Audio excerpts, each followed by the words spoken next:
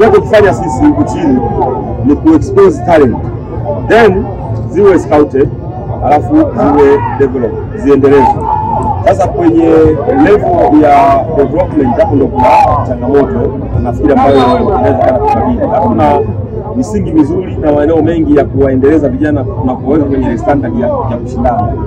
Kwa kinachopelekea sasa kufungua fursa kwa wachezaji wa kigeni ni kwenye ile dhana ya kutafuta mchezaji ambaye ana ubora ambao utaisaidia timu kuweza kushindana na vilabu vingine vikubwa. Inategemeana na malengo.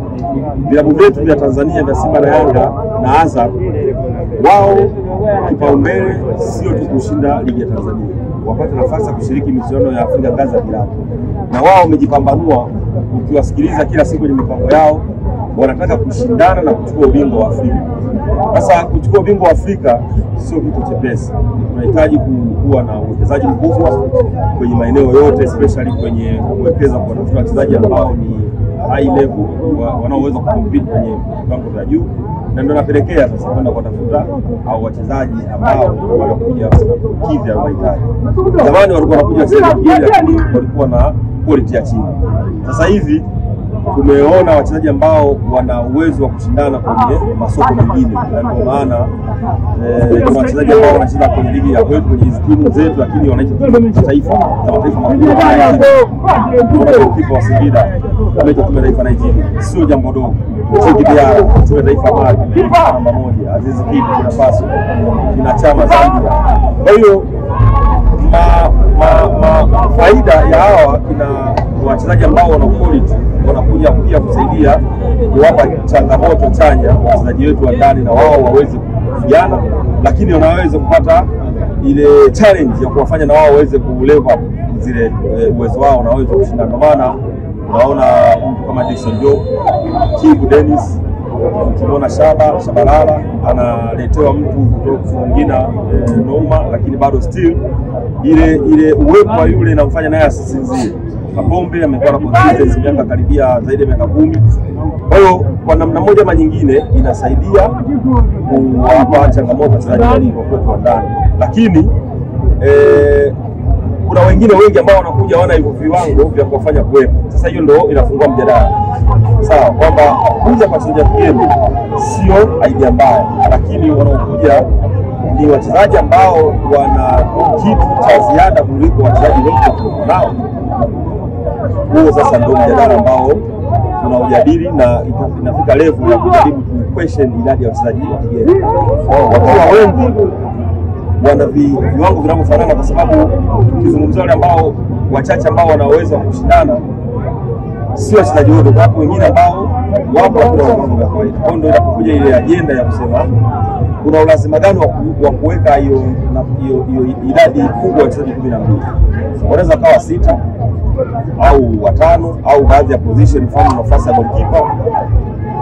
Juzi tumeona tunacheza na Morocco, goalkeeper amepata cap yake ya kwanza national team. Yes, sahihi. Umeelewa? Lakini tulikuwa tunategemea labda goalkeeper anayecheza kwenye CAF Champions League kwa maana ya Simba, goalkeeper ni wa kigeni, anatoka timu ya taifa ya Guinea. Sio Yanga timu ya taifa Mali. Kwa unakuta Guinea wana first goalkeeper anacheza ligi ya Tanzania, Mali wana first goalkeeper anacheza ligi ya Tanzania, ila Tanzania national team haina goalkeeper wa kwanza anayecheza kwenye mashindano ya continental.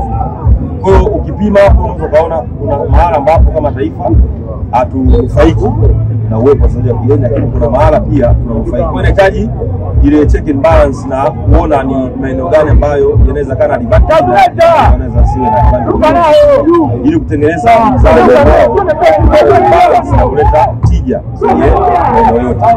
Asante sana. Imekaa hivyo. Ndio ni platform ambayo imepambaniwa tu kwa ajili ya kutengeneza zaidi vijana na ambao wanashiriki mashindano. Na asilimia kubwa wachezaji wao mashindano haya leo Kigamboni, baada ya mashindano kumalizika, hii ni hatua nusu finali, tunakwenda kwenye finals. Ndio tunaanza mwezi wa 4. nategemea timu nyingi ambazo zinacheza mashindano ndio zitakuja kujisajili kwa ajili ya kucheza mashindano ya ndondo, na timu zile ndio zinacheza mashindano mengine yale yale katika mkoa wa Dar es Salaam na mara pengine hapa kutoka mikoa tofauti katika lengo lile moja, kuwapa nafasi washiriki kwenye michezo, na wakishiriki wanapata nafasi, lakini wanakuwa na faida nyingine ya ziada ya kushiriki michezo, ni kucheza, wanakuwa mentally strong. Michezo na faida nyingi. Kwa hiyo baada ya mashindano kumalizika, ndondo itafuatia, mnakaribishwa timu zinashiriki, hakuna vigezo vigumu. Tunamkaribisha pia Togabe baada ya mashindano kumalizika aje itumie platform kutangaza bidhaa yake ya unga wa sembe, unga maarufu kabisa ambao wananchi wengi wanaupenda. Platform ya ndondo pia ni walaji wa unga wa sembe wa Togabe. Kwa hiyo naamini sisi kama wadau kwa pamoja tukiunganisha nguvu zetu tunasaidia jamii yetu kwa elimu yote.